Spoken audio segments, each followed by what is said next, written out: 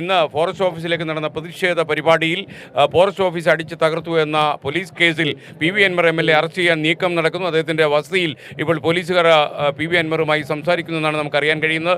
ഒരു ഡിവൈഎസ്പിയുടെ നേതൃത്വത്തിലുള്ള ഒരു സംഘമാണ് ഇപ്പോൾ PV അൻവറിൻ്റെ നിലമ്പൂരിലെ വസതിയിലുള്ളത്. നിയമസഭാ സ്പീക്കറുടെ അനുമതിയോടെയാണോ പോലീസുകാർ വന്നത് എന്ന് അദ്ദേഹം ചോദിച്ചു എന്നാണ് അറിയുന്നത്.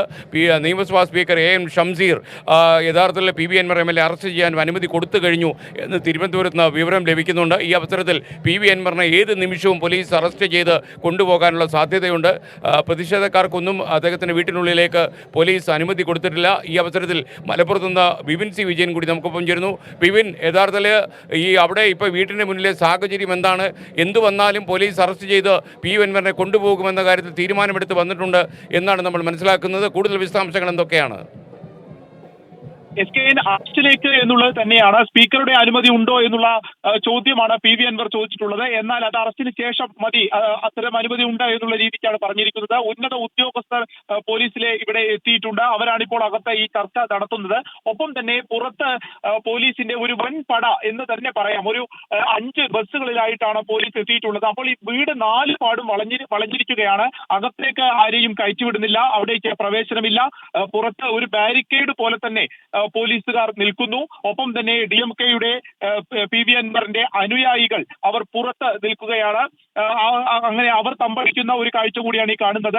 ഒപ്പം തന്നെ പോലീസ് മുൻവശത്ത് മുഴുവൻ ഒരു ബാരിക്കേഡ് തീർത്തിരിക്കുകയാണ്. ഒരു അറസ്റ്റിലേക്കാണെങ്കിൽ തന്നെ ഉള്ളിൽ നിന്ന് അറസ്റ്റ് ചെയ്ത് ആ ജീപ്പോട് കൂടി തന്നെ പുറത്തേക്ക് അങ്ങ് കൊണ്ടുവരാം എന്നുള്ള ഒരു രീതിക്കാണ് ഇപ്പോൾ പോലീസിന്റെ നീക്കം നടക്കുന്നത്. അതിന്റെ നടപടിക്രമങ്ങളാണ് ഇപ്പോൾ നടക്കുന്നത്. ഒരു പക്ഷേ സ്പീക്കറുടെ അനുമതിയൊക്കെ ചോദിച്ചൊരു പശ്ചാത്തലത്തിൽ ആ ഒരു കാര്യത്തിൽ ഒരു ക്ലാരിറ്റി വരുത്തിയതിനു ശേഷം പുറത്തേക്ക് കൊണ്ടുപോകാം എന്നുള്ളതായിരിക്കും.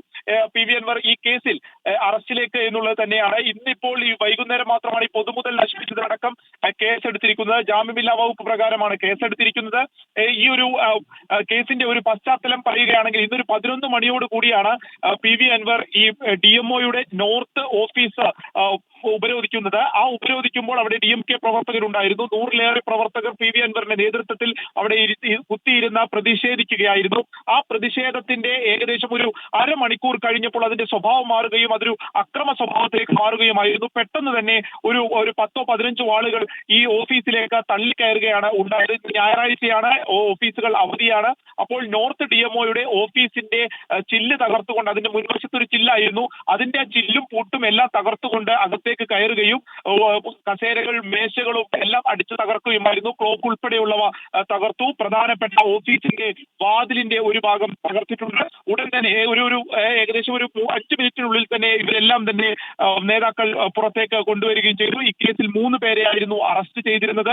ശേഷമാണ് ഇപ്പോൾ PV അൻവറിനെ 1-ാം പ്രതിയാക്കിക്കൊണ്ട് വൈകുന്നേരം നിലമ്പൂർ പോലീസ് കേസെടുക്കുന്നതും ഈ അറസ്റ്റിലേക്ക് നീങ്ങും എന്നുള്ള കൃത്യമായ സൂചന ഇപ്പോൾ നൽകുകയും ചെയ്തിരിക്കുന്നത്.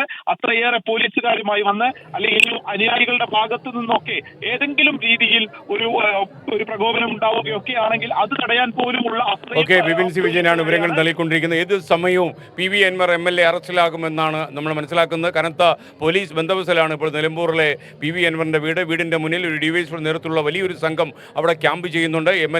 MLA അറസ്റ്റ് ചെയ്യാനുള്ള അനുമതി കേരള നിയമസഭാ സ്പീക്കർ നൽകിക്കഴിഞ്ഞു എന്നും തിരുവനന്തപുരത്ത് നിന്ന് റിപ്പോർട്ട് ചെയ്യപ്പെടുന്നു.